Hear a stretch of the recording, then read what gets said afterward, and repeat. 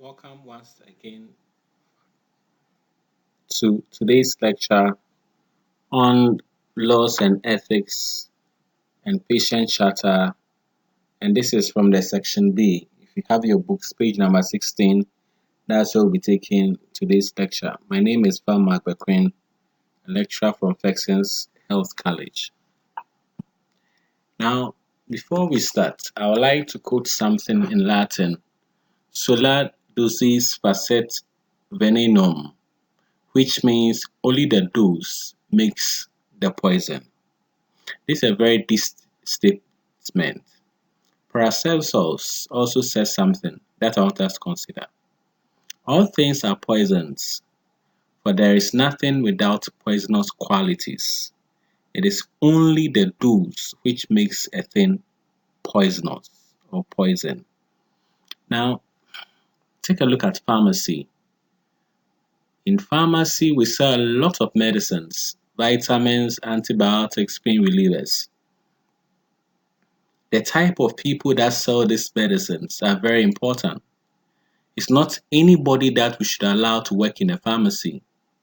If the person does not know the law, is not ethical, does not respect the patient, the medicine in their hands will be poisonous and will kill. The place where they sell the medicine is also important. It's not any place that medicines can be sold. So the person selling is as important as the place where they are selling and the type of medicine selling. And in fact, this one is the introduction to our lecture on the law, ethics, and the patient charter. This is going to be the foundation that we are going to build on it. Somebody would have asked, why should the pharmacy profession be extensively regulated by laws and regulations that if you are not trained and registered by the pharmacy council, you are not supposed to work in the pharmacy. In fact, if somebody is not trained and works in the pharmacy, the person has broken the laws of the state. Violations of pharmacy laws and regulation, including violation by pharmacy support staff, that's the MCs, pharmacy technicians, are generally handled by the pharmacy council. And this violation can mean you spend some time in jail, in prison, if you break these laws. As I've said earlier, it's because we are dealing with medicines that are hazardous substances, or that if you give the wrong dose, it will lead to the death of a patient. Laws and regulations are derived by different means or various means. Now, normally we have looked at what has happened, and based on these things, these laws have been set. There are a lot of things we are going to study today, and today's lecture is going to be really a PowerPoint. I've summarized a lot because it's a lot, and we have to be able to finish. So as I've said already, in your page number 16 in your volume 1 book, please take the book and read along as you listen to the lecture. State legislatures enact laws, whereas state administrative agencies such as the Farmers Council adapt the laws. Now, this is very important statement. Let's know that the laws that we are coming to be learning today was not enacted or was not written by the Pharmacy Council. No, it was written by a state legislature, and that is the parliamentarians. Okay, they have approved this law, they have looked through all the laws and regulations on Pharmacy Council, and they approved it before the Farmers Council adapted it to be able to implement these laws and work with it. When we come to ethics, ethics has to do with the standards of our behavior. What are we supposed to do and what aren't we supposed to do? In fact, there's a thin line between laws and ethics. Something may be ethical by behavior, but may not be lawful. And I'll be giving you examples very soon. If a patient comes to your pharmacy and wants a prescription medicine, without a prescription from a doctor, we are not supposed to sell. If you sell that one, you are breaking the law. However, if you have a patient that is dying and is crying, and this patient is on the medicine, maybe it's a medicine for his blood pressure or diabetes, and they can't get the prescription, but the patient needs the medicine to survive, we may decide to be ethical, but not legal. not going to the law. So there's a thin line between ethics and law. Ethics has to do with our behavior and attitude. Laws have to do with what has been written and we are all supposed to follow. The Ghana Health Service expects healthcare institutions to adapt what we call the patient charter. And the patient charter ensures that service personnel, including you and myself, as well as the patients or our clients and their families, understand their rights and responsibilities. And when we get to the section on the patient charter, I'll throw more light on it for us to see the rights of a patient and the responsibilities of a patient. Now, I said earlier on that there's a thin line between ethics and law. Let's look at a few. Now, when we talk about ethics, we are talking about a moral philosophy guiding human conduct. Okay, so it's just a guide, it's moral philosophy that guides human conduct. Ethics has to do with what is right versus what is wrong. Good behavior may be abstract. Okay, sometimes we don't even have not seen it. It could also be individual and professional guidelines. Okay, even though I'm a pharmacist, I have decided that I wouldn't do abortions, and that is something I've said a long time. Unless, of course, it has to do with rape cases or incest, or where the life of the the mother is at stake. Okay, those are exceptions. But normally, when you have somebody comes to your pharmacy and say, "Oh, I'm pregnant, just abort for me," individually, I don't do it. Okay, but by our professions, professional guidelines may have different attitudes that sometimes I don't believe in it. Then there could be violation or it's really punishment. If I decide not to sell because it's against my personal ethics, okay, or ethos, our association called the Pharmaceutical Society of Ghana will not punish me why I did not sell a medicine for somebody to abort their baby. In fact, majority of pharmacies don't sell, even though we have heard reports that some do. However, laws are rules that govern a society. Normally, they take their basis from ethics. They are codified on certain ethical values, government administered, okay, which means that if you don't follow what the government have said and they are asking us to do, it can lead to punishment and fines and sometimes imprisonment. And the intent, the reason why these laws exist is to bring peace and order in our society. Now, there's something we call a judgment box. Let's say a patient enters your pharmacy, wants a medicine, but their money isn't enough. Like the picture I can see, the person is saying, your money or your life. Pharmacies don't sell on credits, and very soon you're working in pharmacy where somebody needs a medicine but they don't have the full money. Do we sell or we hold on? And that is ethics issue. That's what I talked about. Your pharmacy owner might have given you strict guidelines, no credit. The question is, am I selling or I'll allow the patient to go home and possibly maybe they may die. So there are four categories of professional activity. The first one is we always want to do what is legal and what is ethical. That's the first quadrant, the one of number one. We would always want to do what is legal and ethical. And you will want to spend most of your time in this box. Now, whatever actions that you are taking, whatever you are doing in your pharmacy, wherever you are as a medicine counter is time, you ask yourself, what I'm doing, is it legal? The laws I've learned, is it going against any laws? And two, what I'm doing, is it ethical behavior? Okay. Sometimes some of the things we are doing is illegal. The patient bring a prescription to buy a prescription medicine. So you want to serve it, that is legal. However, you may not be ethical because sometimes the patient, even though they have gotten the right prescription, they will still are going to take an overdose or commit suicide with it. And their statements and conversation may prompt you to know that no, this could be a problem. All right, where you call the doctor. So here, anytime you are giving any prescription or anything in the pharmacy, you want to check whether it's legal and ethical. Some of the things could also be ethical but illegal. And you have to make difficult decisions in this box. And as I've said, do what is best for the patient. A patient comes to your pharmacy, the patient is asthmatic, Ventolin, The salbutamol, what the asthmatic use, is a prescription medicine. We cannot give without a prescription. However, if you don't give, the patient will die. So when you look at it, it's illegal to give Ventolin pump without a prescription. However, it will not be ethical for you to let a patient die. So here we'll give the Ventolin pump to save the patient. We'll decide to be ethical but illegal. Then we could have another quadrant that is legal but unethical, quadrant number 3. Now, you might get away with things in this box, but you should avoid them. When you do it, the patient can't take you to court. Okay, it's your behavior. They can't sue you. But in as much as possible, we don't want to be doing these things. For example, a patient comes to your pharmacy, as I've said, with a prescription written by a doctor and stamped.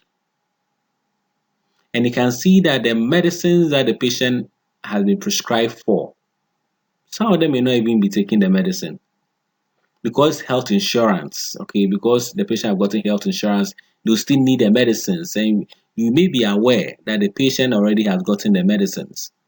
You may decide not to dispense because you think the patient may have the medicines already, or you know the patient has gotten the medicine. So here, legally speaking, if you decide not to dispense the medicine for the patient, okay, it's legal, but may not be unethical. Or another example for the same quadrant number 3, a patient may come to your pharmacy, the same one I said in box number 2 about the Ventolin.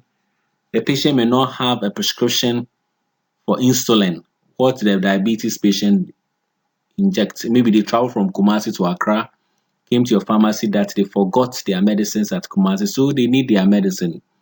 You may say that no, we cannot give you the medicine. Here, we are being legal, but we are not being ethical. So it's unethical because the patient will have a lot of complications. Okay, and the last quadrant you should stay off. Don't do anything that is illegal and unethical. Stay away. Okay, people in this world can do, and normally you lose your license as a medicine counter assistant. Somebody is come to buy tramadol. We all know now what has happened to tramadol in Ghana. Okay, it's illegal. They don't have a prescription, and it's unethical because they are destroying somebody's life. All right, so in ethics and law, this is basically a preview to the whole lecture. If you understand what I'm teaching, I'm going to take you through a lot of stuff. Okay, but if you understand this thing, it's going to form the foundation that when we are in a pharmacy, we want to do something that is legal and ethical. Sometimes we do something illegal and still ethical. Sometimes we do something that is legal and unethical. But number 4, I'm saying people, let's stay off number 4. Never do anything that is illegal and unethical. Never do it. Now, health professions, medical doctors, nurses, and all those things are supposed to be regulated. And in Ghana, the law that regulates all health professions is the Act 857, passed in 2019. The pharmacy profession is also governed by the same law. So when it comes down to the Act, you can see we have 5 main bodies that the Act 857 regulates. These bodies are Allied Health Professionals Council. And when we talk about allied health, we are talking about those who work in the labs, okay, the lab technicians, those who run the scans, X-ray machines, they all fall under the Allied Health Professions Council. Then we have the Medical and Dental Council, where the medical doctors and our dentists fall under. The surgeons and all those people we know, they all fall under the Medical and Dental Council.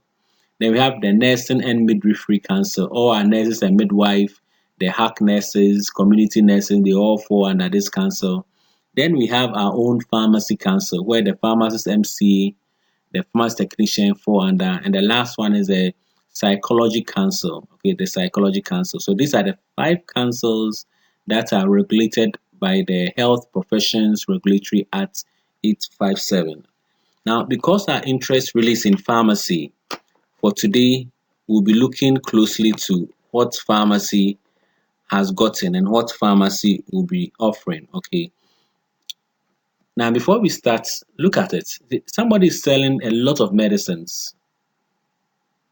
at the markets. Obviously, this person may not be a registered MC or pharmacist. And two, where they are selling it, just look at the place, the market.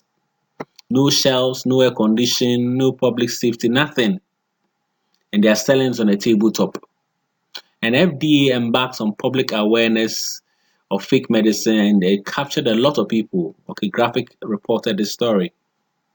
And I think you've even seen people selling medicines in wheelbarrows in markets. Some are selling in cars, trotro or doko kanishi car. You see a lot of these things going on. All these practices is against the practice of pharmacy. And that is why we are supposed to learn the law. These people virtually have broken the laws of pharmacy and they have to be arrested. You can see another one displaying medicines as if it's selling tomatoes. And a sad story where a JSS2 student dies after taking 10 tablets of tramadol. The question, where did they get the tramadol? As we've seen, sometimes not even from a pharmacy or a chemical shop. They buy from the open market. And I know we are all aware the war on tramadol because it has killed a lot of people and has drove a lot of people mad in this country. So it is important pharmacy is regulated. That's the point I want to make. It is important pharmacy is regulated. The people that want to practice pharmacy, those of us that want to work in a pharmacy to help the patient, we are supposed to be trained, examined, and licensed by the pharmacy council before we can step foot to say that you are a medicine counter assistant. Then you have been examined by the pharmacy council.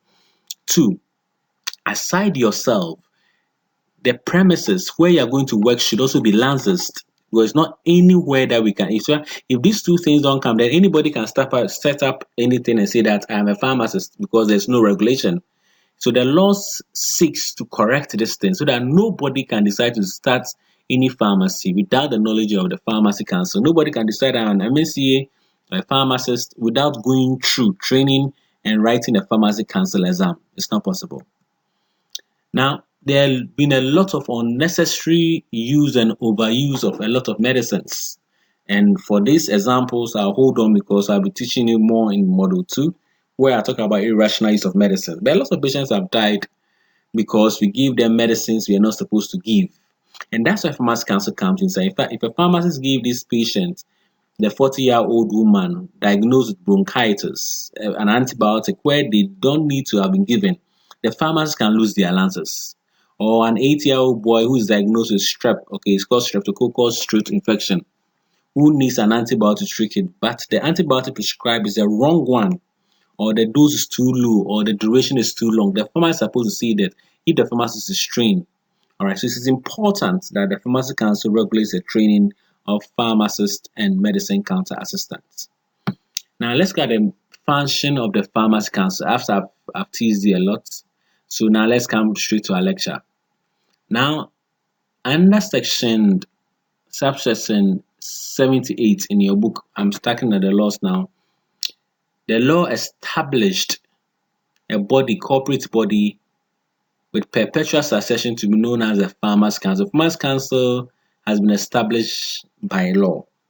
Their main object or objective is to secure in the public interest the highest standards in the practice of pharmacy. And please underline the word the highest standards. Okay, so Farmers Council ensure that anybody practicing pharmacy in Ghana practices the highest standards. We give the highest. And we are doing that because of the public. So Farmers Council's main interest is to secure in the public interest. They are making sure that the lay people don't know anything about medicines. They are guaranteeing that they get the highest standards when they walk into any pharmacy. When you have subsection 81, there are various functions of the Pharmacy Council. A. To ensure that education and training of pharmacists and any other pharmaceutical support staff are carried out at approved educational institutions for efficient pharmacy practice. And this is important because if you attend any school that is not accredited by Pharmacy Council, you have wasted your money. Sections, we are accredited by Pharmacy Council. All right, if you want to attend any university, polytechnic that is running pharmacy program, please, the first thing you have to supposed to ensure is to find out, can go to the Pharmacy Council and find out whether the school has been accredited by the Pharmacy Council. Okay. B, They set standards for continuous professional development for practitioners and for medical support staff. But when you finish this training, time in, time out, you are supposed to upgrade your knowledge. So when you even finish, still you be coming maybe once a year or so to upgrade your knowledge because science is dynamic. It keep changing. All right. We used to use chloroquine to treat malaria. Now we don't use chloroquine again. We are using the ACTs, okay, in treating malaria. So that is what we call the continuous professional development. Mass Council also is supposed to register practitioners. Anybody who is practicing pharmacy in Ghana or the MCs are supposed to be registered by the Farmers Council. D, to ensure the equitable and accessible distribution of pharmaceutical premises. Okay. Now, I think you should be aware by now that pharmacies are not like provision shops or supermarkets.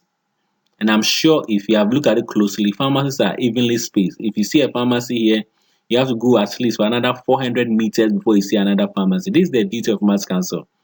They make sure that it's equitable. Equitable means that they look at the community and they allow a particular number of pharmacies to exist. And these pharmacies should also be accessible to the general public. They also monitor and inspect pharmacy practices where pharmaceutical care is provided. So they can come to your pharmacy and inspect, they ask questions to make sure that whatever is going on has been approved. They also set and ensure standards for pharmacy practice and professional conduct. They set the standards. Okay, and later I'll be talking about a lot of stuff, okay, about your dressing and all those things. When they get to the practice standards of the MC, I'll talk about it.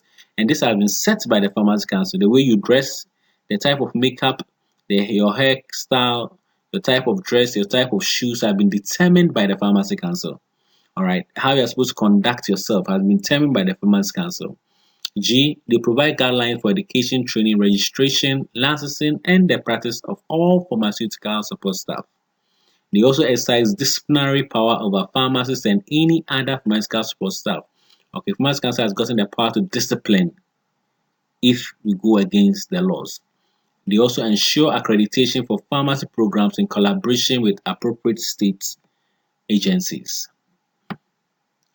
Farmers Council also help develop a management and administrative structure and systems to provide an efficient mechanism to regulate pharmacy practice. Okay, they advise the minister on pharmacy practice and related matters. And the last one, they perform any other function that is ancillary or that will support their objects. Okay, so basically, these are the functions of the Farmers Council, and I will expect you to know some. Okay, memorize a few, at least about some 5 or 6. They are very simple ones there that I think you can memorize. Okay, this can be asked simply at your exams. Now, the Farmers Council is governed by a board. Okay, and these are their pictures that you see. You can see when we are 9 members of the Farmers Council. We have the minister in a suit, the grey suit. Okay, there. Let's look at them. So the Farmers Council have gotten a chairperson who is a registered pharmacist of not less than 10 years standing as a pharmacist. One, two, one representing the Minister of Health, not below the rank of a director. Three, one representative of an accredited training institution that provides tertiary training for pharmacists nominated by the minister. 4, one registered pharmacist elected by registered farmers, and normally this is our association. It's called the Pharmaceutical Society of Ghana. Okay, so we normally nominate our president to be part of the Farmers Council board. The next one is 3 other persons who may not be healthcare professionals, of whom is a woman nominated by one of whom is a woman nominated by the minister. All right. So we have the chairperson, 1, we have 1 rep from the ministry, 2, we have 1 rep from the accredited institution, making it 3, 1 registered farmers, making it 4. Okay, 3 other persons. All right, so making it 7. F, 1 representative of the attorney general, not below the rank of a principal state attorney, making it 8. And the last one, the registrar of the Farmers Council, making 9. So in all, there are 9 members of the Pharmacy Council. Please take me. There are 9 members of the governing board of the Farmers Council. Now, in order for us to appreciate the lecture, the current Pharmacy Council governing board, okay, I'll show you their pictures. Okay, we are in 2020, 2020. All right. And this they will be changed sometimes in the future, but currently this is the our mother, the chairperson, Mrs. Doris Hima Ade Afwakwa. Okay, she's a pharmacist with over 35 years experience, a graduate from Korea University, and she graduated school in 1979. And I hope majority of us were not born. Okay, and she was entered into the register of pharmacists in 1980. All right, so she has really worked hard, and she's now the board chairman of the Pharmacy Council. She's an active member of the Pharmaceutical Society of Ghana and a founding member of the Ladies Pharmaceutical Association of Ghana. Okay, LEPAC. The registrar, Farm Doctor Aoud Ralph. Okay, Alaji. He's also a pharmacist. He's the fifth registrar at the Ghana Pharmacy Council. His appointment took effect from 3rd April 2017. Okay. Then we have others. The representative of accredited institution is Professor Mrs. Rita Akusia Dixon. Okay, she currently is the Dean of the Faculty of Pharmacy at KNUST. Okay, so she's the one top, followed by the rep from the Ministry of Health, and that's Mrs. Martha Gansa Lutrod. Okay, she's the Director of Pharmaceutical Services, the Chief Pharmacist of Ghana. All right, so you can see our mother also there. Then we have Mr. Ben Butchie. Okay, he's the current president of the PSG, and he has been nominated by the registered pharmacist to represent us on the pharmacy board. Then we have a representative of the Attorney General. Okay, not below the rank of the principal state attorney. That's Mrs. Great Mbroko Wow, the name is a mouthful, so I can't pronounce it all. Then we have a nominee of the Minister of Health is Dr. Stanley Kofi. Okay. Then a nominee of the Ministry of Health, another one is Mrs. Yvonne Ayongo Dubuahin. All right. And the last one is Honorable Dr. Nana Ayaw Efriye. For him, I don't have his picture. So basically, there are 9 members, and I've shown you all of them. Please know some of their names. All right. Just for academic purpose sake. Now, the next one that we are coming to is registration. The Pharmacy Council is supposed to register. And because of not to bore you too much, I decided to just summarize the notes. When it comes to section 82, okay, in your book, at page number 17, registration is very important for all practitioners. Anybody who want to work in a pharmacy should be registered. Okay. And the law says that when it comes to subsection 82, verse 1, okay, a person shall not practice as a pharmacist or a pharmaceutical care support staff unless that person is registered as a practitioner in accordance with this part. Okay, so if you want to work in a pharmacy, you'd have to be registered. So when it comes to subsection 82, subsection 1, it talks about it. So please know that if somebody has not been registered by the Pharmacy Council, that person cannot, and I'm repeating, cannot work in the pharmacy, and it's important. And after your training, you write your qualifying exam. If you pass, you have a certificate, okay, and that's one I'm showing you. This one is for pharmacists. Okay, later I'll show you one from the MCA. So you can see the Pharmacy Council logo on it beautifully. The Health Professionals Regulatory Acts, okay, 2013 Acts 857 is there. All right, certificate of registration at the pharmacy. This is certified that, okay, I intentionally covered the name.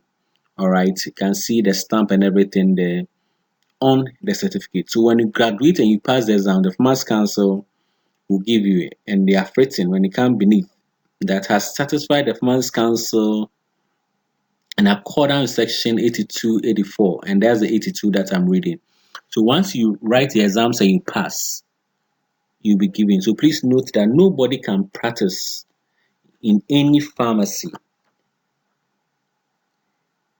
unless that person is registered.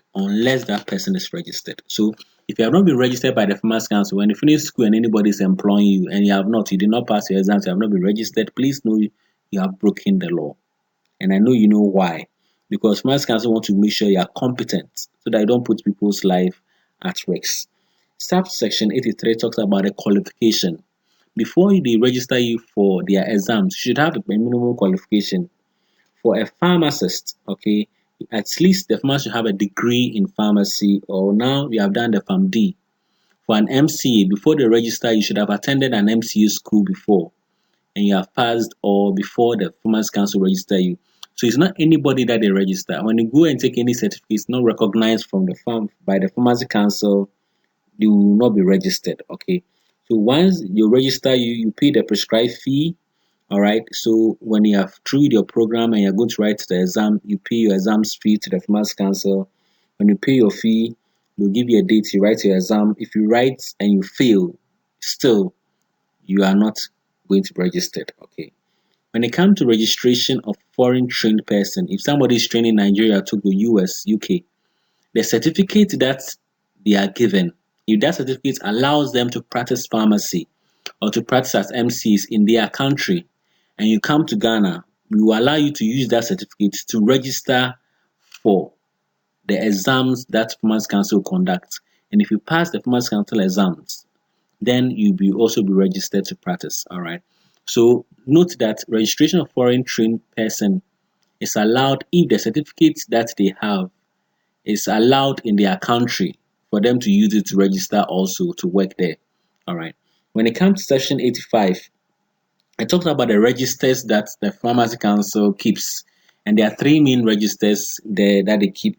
One is the permanent register, and the permanent register is for practitioners who intend to practice permanently in the country. Okay, they are given permanent register. Okay, then we have a temporary register, a temporary registrar for those who intend to practice for a short period of time of not more than 3 months. Let's say your uncle is in UK, comes down to Ghana for the Easter festival, but is staying for 2 months and you go back to UK. Farmers Council not allow or will not Farmers Council will not say that you should come and still write the exam before. No. If he's a pharmacist in UK and comes to Ghana for a short period of time, and if he wants to practice pharmacy, he goes to the Farmers Council and they put his name in the temporary register. And his name can be there for 3 months, but not more than that.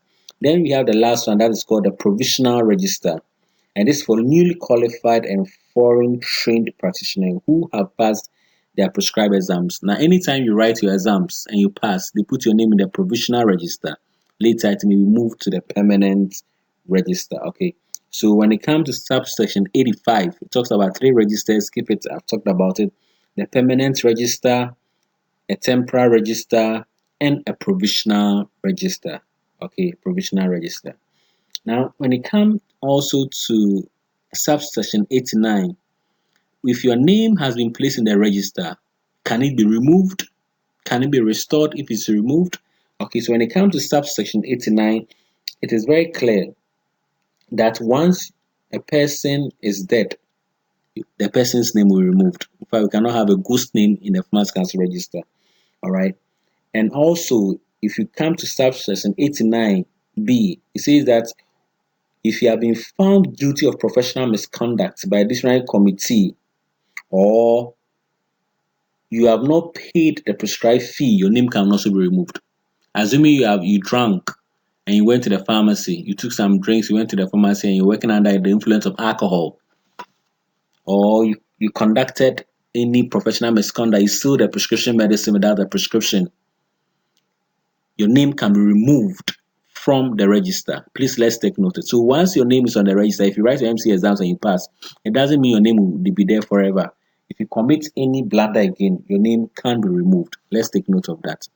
Then we can have your names being suspended. Okay, so that's 90 suspension of registration. And normally, when they say suspension of registration, it's where an offense or an allegation of misconduct has occurred. Okay, an offense or allegation of misconduct has occurred, or a false declaration has been made in an application for registration. So sometimes there's an allegation against the MC or the pharmacist. The Farmers Council will first suspend your registration. They will investigate. If it is true, they will cancel your registration. All right. So normally suspensions, normally when there's an allegation or where there's a false declaration, maybe in filling your school forms, you did not have SSC, you lied, you have it, or you fake the SSC result, that's a false declaration that has been made in an application for registration by the pharmacist or pharmaceutical support staff. Okay, or you have contravened any part, you have gone against any parts, then the registration shall not be suspended unless the board has given the pharmacy of pharmaceutical say 30 days. So once we want to suspend you, we don't just suspend. Pharmacy council not just suspend you, they give you 30 days notice. And the 13-day notice they give you is a notice of its intention to suspend you. Okay. So here, if you have any response, you do it before. All right.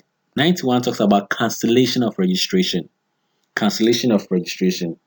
And here, the Farmers Council has gotten the right to cancel based on the recommendation of the District Committee, okay, where a practitioner is convicted of an offense under this part of regulation or has lost the qualification on the basis of which you were registered. So, if you said SSC and we found out that you do not even have any SSC certificate and we registered you, your certificate will be cancelled or is sentenced to a term of imprisonment for a criminal offense. Maybe you went to steal somebody's goods or there has been a rape case or murder case against you, your certificate is cancelled because that is a crime. Okay, and the pharmacy does not allow criminals. So if you have checked your application pack, the school asked that question, do you have any criminal record? And all of you said no. All right, that's why we admitted you. Or you fail to comply with the penalty that Finance Council have given you. Maybe you did something wrong and they decided to fine you, but you decided not to pay the fine. It can lead to cancellation of your registration. Because we are in a democracy, Section 92 is a provision for us to appeal if we are dissatisfied with the decision of the Farmers Council. Okay, you can appeal to the High Court within the period of 30 days. Please note 30 days from the date the decision is communicated to the person, to you. All right, so if the Farmers Council said anything that you are not interested or you think that that's not how the case is, they are giving you a right of appeal and it should be done within 30 days when they served you the letter. Okay, when they served you the letter. And that is on registration. So please, as you've seen, it is very simple. The sections are very simple. So you are supposed to know. So this is on the person. When I was starting, I talked about it. Anybody who wants to practice pharmacy, that person should have a qualification. The person should be trained. After Pharmacy Council register you, after your registration, your name will be placed on a register depending on where you're coming from. If your name is placed, it can be removed or it can be restored. If you serve a suspension, your name will be restored again. Sometimes your name will be cancelled from the registration. If you don't agree, then you appeal. So this is for the person. The person. Now let's look at the place where we practice pharmacy. The laws have also done something that's what we call licensing. Licensing. So we have two main type of licensing. We have licensing of corporate bodies and licensing of over-the-counter medicine sellers. That's what we call the chemical shops. So pharmacies fall under the corporate bodies. All pharmacies fall under corporate bodies and chemical shops. So there are two main licensing that Finance Council does. So you can see I posted a copy of my certificate for my pharmacy at Kwabenya. You can see my name is there and I'm the superintendent pharmacist. Okay, my name is boldly placed and printed on the lances. Okay, so pharmacy business operating lances for the retail supply of restricted medicines. Okay, so the place where I'm selling the medicines has been licensed. Myself as the pharmacist, I have been registered. All right, so please let's take note. The person is different from the if I have been registered. I cannot just go and open a shop that because I'm a pharmacist, I can practice pharmacy. No. If I want to use any facility, any space to practice pharmacy, I'm supposed to apply for a license. Okay, if the license is given, as I'm saying, this is certified that Affections Pharmacy. Our address is there. Is thereby licensed to supply the retail supply of medicines. Okay, so that is the licensing on the corporate body. Okay, and here as I've said, please, you can't open any place and say you are selling medicines. No. And that's why those in Odoko Kaneshika, those who are selling the market, they are breaking the law because their wheelbarrow has not been licensed. Their truck they are selling on has not been licensed.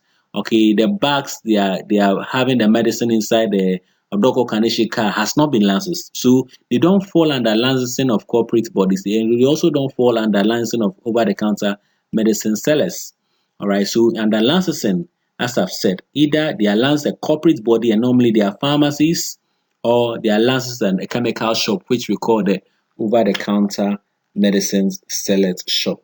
So under licensing, I want you to take there are two main licenses, the over-the-counter and the corporate body shops. Now, when it comes to the next one, supply of restricted medicine. So I've talked about the person, I've talked about the place, licensing. Now I come to talk about the procedures that should go on there. Now, after somebody has been licensed, what can they do? Okay, normally in pharmacies, we can supply restricted medicines.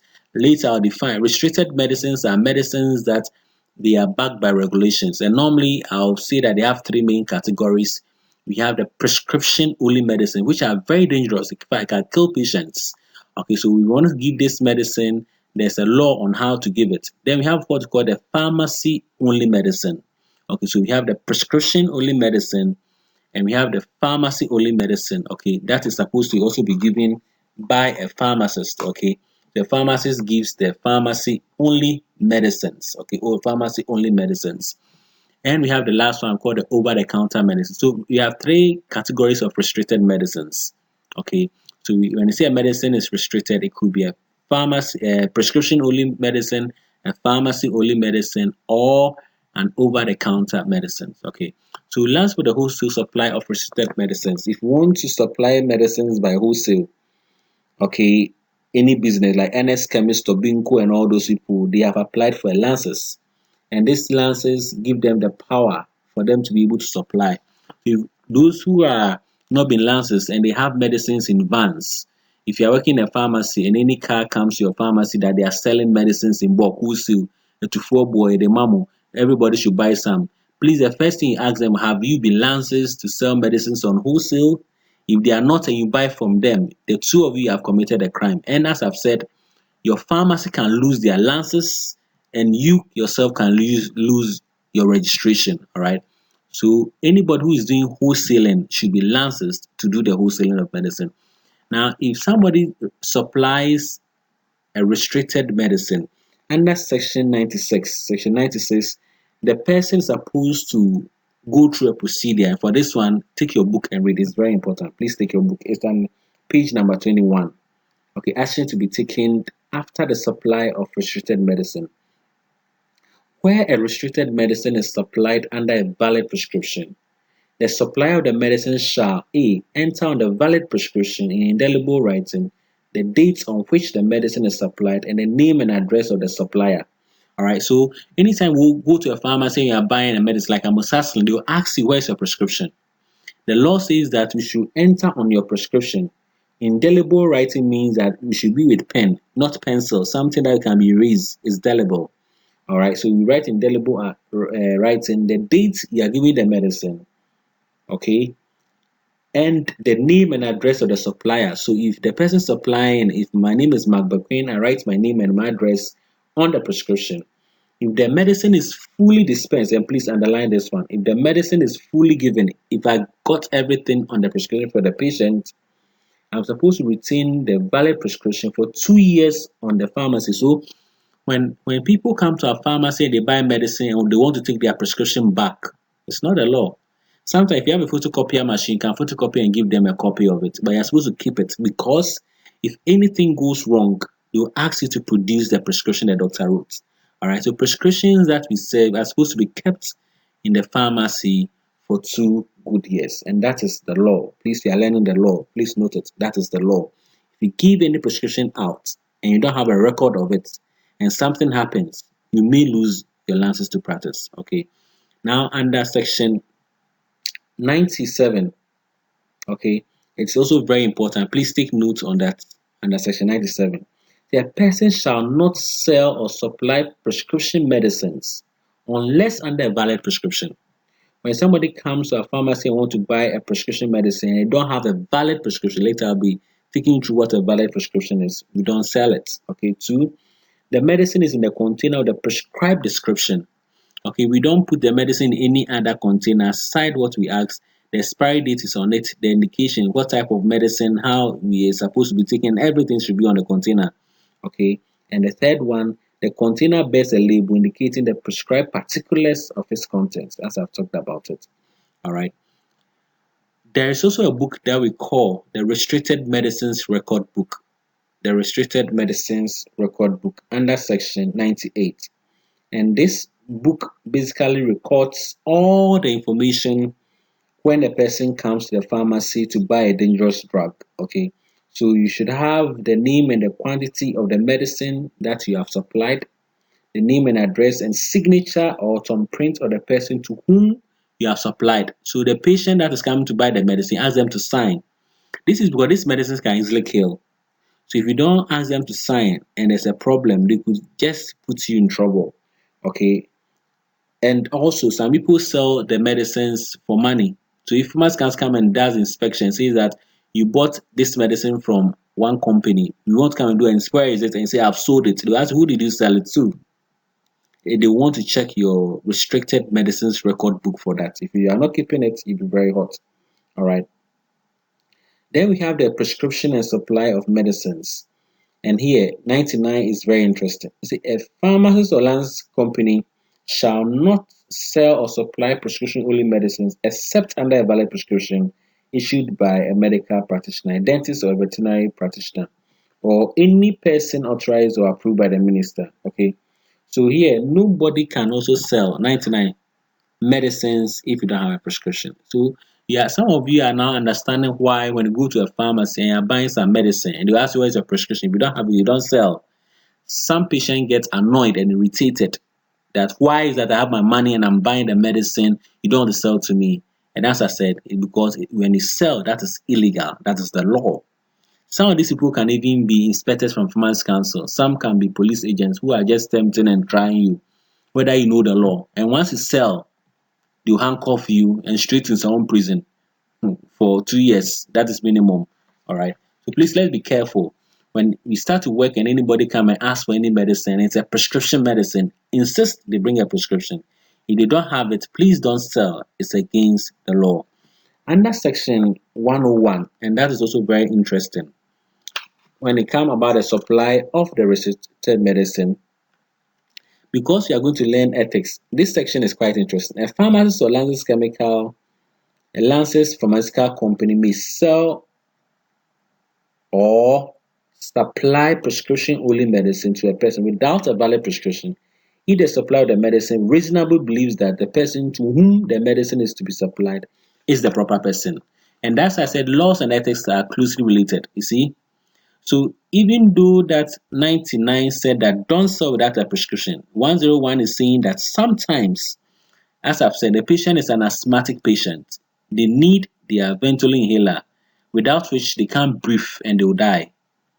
If the patient doesn't have a prescription, this 99, the pharmacist on duty, the pharmacist is able to give the medicine.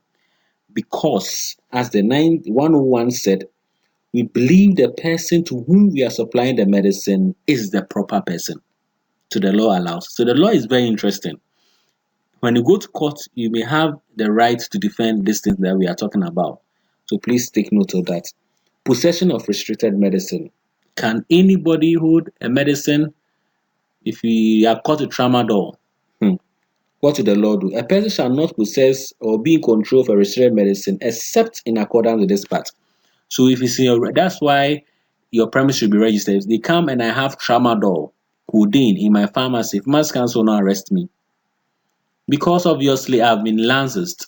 However, if there's tramadol in my car in supply and I'm moving around with it, I can't be arrested because my car has not been licensed to have stock of tramadol. All right, so that's the meaning of it. Now, when I've been talking about valid prescription. When it comes to section 103, it gives us the meaning of a valid prescription. And a valid prescription, okay, I'll not waste your time much because I'll be doing it as a full topic, okay, in section 2 when it start calculations. I'll bring you samples of prescription when we meet at class.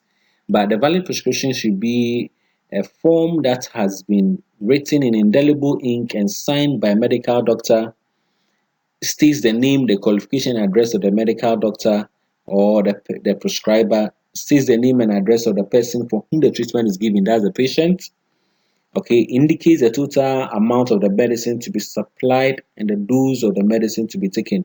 Okay, and has not previously been dispensed. So when you go to a hospital, the doctor normally write a prescription for you. That's what we are talking about. That's when you say it is valid. All the things that we have seen, okay, under section 103 should be there. So if you have any prescription home, just pick it and check whether it is a valid prescription. It's interesting. Okay, did the doctor sign? Is your name on it? Did he state the medicines you are taking? All right, if all those things are there, then we can see that that prescription is a valid prescription. Okay, so right now, let's just take a look at what we have done. We have first looked at the fact that the Pharmacy Council has been established by law. They have gotten their own functions. They've gotten a governing board of 9 members.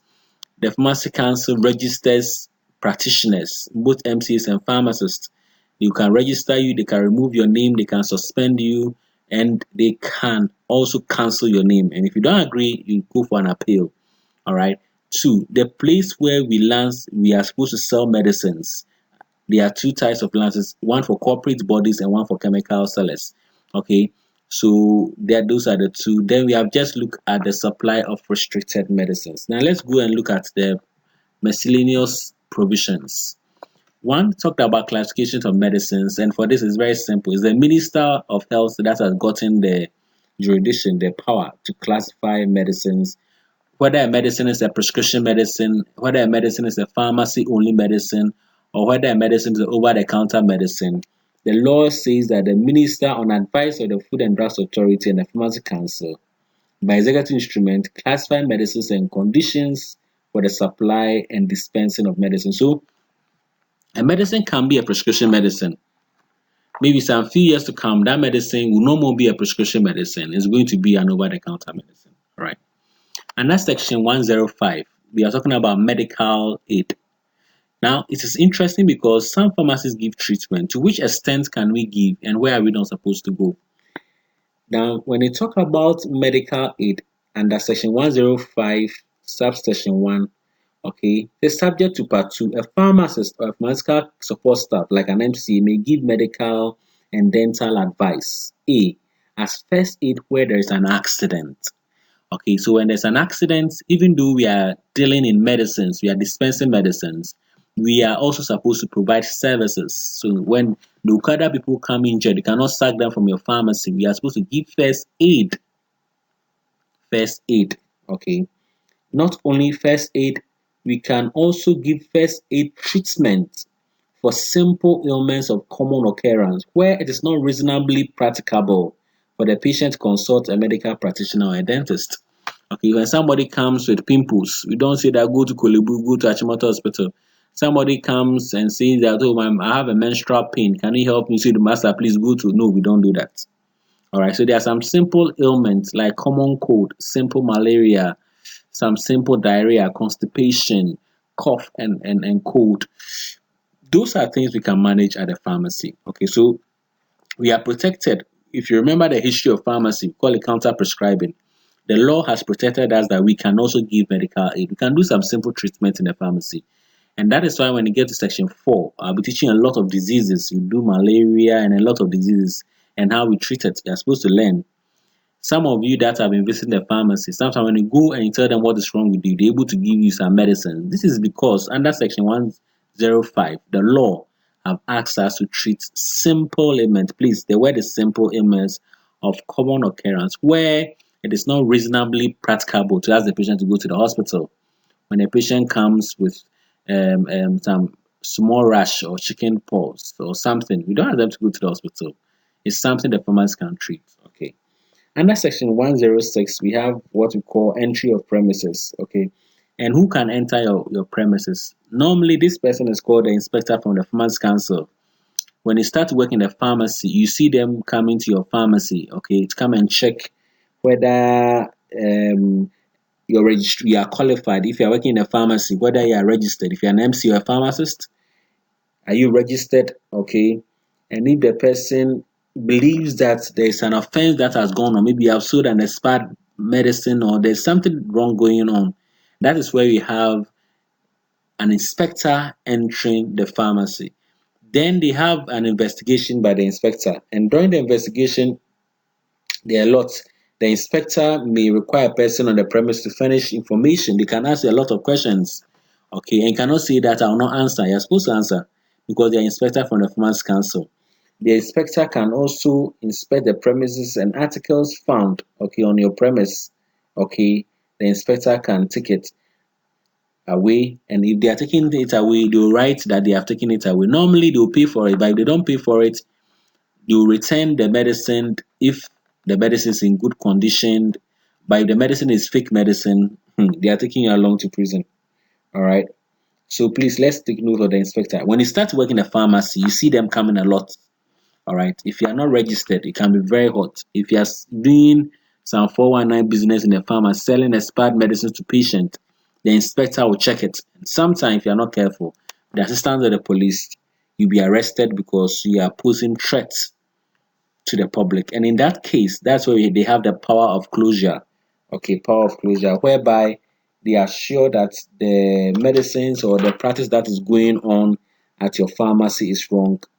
The inspector may close the premises that sell supply restricted medicines where there are grounds to believe that a health hazard may exist. Okay, and that is when they will close. And normally they will do that when the assistance of the police within, and if the police is not there, they can lock the shop and inform the police to their own padlock. In fact, if the pharmacy or chemical shop is locked by the inspector and you decide to break the padlock, you have committed a crime. All right. So once they lock, you go back to the Farmers Council and we face the disciplinary committee. All right. And the last one, if anybody want to change his name or her name, okay, you are supposed to go to the pharmacy council and you give a notice of a change in your name or in your address. Now let's get a few offenses that we should not commit. I'm saying we should not commit because when you commit this one, you are liable on summary on conviction. You may go to prison. One is that if you make a false declaration when you're applying for registration as a pharmacist or as an MCA, and tell the truth. If you don't have SCMC, say you don't have if you don't have an SSC certificate, say you don't have SSC certificate, don't change your age, don't change your name, don't use people's certificates because it's an offense and it can land you in prison. Okay, or you willfully and falsely use a title, a name, or addition implying a qualification to practice as a pharmacist. Sometimes when you finish training MCs and they go to the pharmacies, they pretend they are pharmacists. That is a crime. You can go to jail for that. Please, if you are not a pharmacist, never tell anybody you're a pharmacist. The program you are doing, we are training to become medicine counter assistants and not pharmacists. Please take note of that. Or you operate or you permit any other person to open premises to the public under the discretion of pharmacy dispensary, chemist, drugstore, any other similar description without, please, sorry, it is without a registered pharmacist on the premises, okay, to supervise the dispensing of medicinal products, okay. So anytime that somebody allows another person to open a pharmacy and the person is not a pharmacist, you are breaking the law. Okay. Or without being registered under this part. If you are not registered MCA and you are working there, you have committed an offense. You practice or profess to practice as a pharmacist. You are not a pharmacist, but you say that, oh, I'm a pharmacist, I can practice. Committed an offense. You falsely claim to be qualified to practice as a pharmacist or as a practitioner under this act. You willfully destroy or damages a register kept under this part, okay, or supplies restricted medicine from a promotional marketing office without the supervision of a registered pharmacist. Okay, if you are working in a pharmacy and there's no pharmacist, you've committed a crime. If you obstruct a person authorized by the board, that's the inspector, from exercising lawful duty, you don't want to allow them to work, that's also a crime. You are found to be in a possession of restricted drugs without lawful authority. You have tramadol in your bag, in your home, you have it. Okay, you don't have any document to prove that maybe you went to buy from town and you are taking it to your shop or something, you committed a crime. Or you do peddling of drugs, okay, or as an itinerant medicine supplier, you are hawking, okay, so you are selling medicine to your friends in church, everywhere. That's also a crime. and you supplies or you sell restricted medicine from an authorized premises in your provision shop, in somebody's provision shop, and the person is selling price tamo, that is also a crime. That is also a crime. So any of these offenses I've talked about, if somebody commits an offense, is liable on summary conviction, to a fine of not less than 250 penalty units. And one penalty unit is about 50 Ghana cedis. So just multiply it. 50 times 200 is a lot of money. Okay, 1,000 cedis. Okay, plus. And not more than 5,000 penalty units. So you can pay between 1,000 cedis to 5,000. Okay, 50 times 5,000 is a lot. It's a lot of money. Or to a term of imprisonment of not more than 10 years. Abba.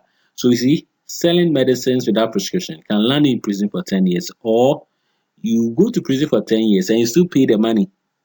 And in the case of a continuing offense, to a further fine of 10 penalty units for each day during which the offense continues, after written notice has been served on the offender by the council. All right. So these are the offenses, and please, I'm saying that stay off, and stay off. Now, at the last part, section 1112 interpretations, and I would like you to go through. Okay, there are some definitions that the law defining itself. An interim medicine supply is anybody who hawks restricted medicines either from the approved premises. Over-the-counter medicine means a restricted medicine classified as such by the FDA. Okay, and can be sold or supplied to a patient or an end user or other than by or under the supervision of a registered pharmacist with reasonable safety. And pharmaceutical care means a situation where the practitioner takes responsibility and is accountable for the medicine-related needs of a patient. Our pharmacy support staff is pharmacy technicians, MCAs. Okay, they are pharmacy support staff. All right, so please go through. These are a few definitions at the end of your book. I just took a few. There are many, but this one is very important. Okay, so you have a few there. You have what a prescription only medicine is as defined. We have a restricted medicine. It includes medicines classified as prescription only medicines, pharmacy only medicines, or over-the-counter medicines. Okay, so these are a few of them that I want you to know. Thank you very much. These are some questions I want you to answer. Please answer and send it to my mail at markbequin4@yahoo.com. markbequin4@yahoo.com, as I always do. I'm still marking some of your work. Please keep sending the assignments. I'll have time to mark all. God bless you all and stay safe. And I hope the president will lift the ban very soon for us to meet. God bless you.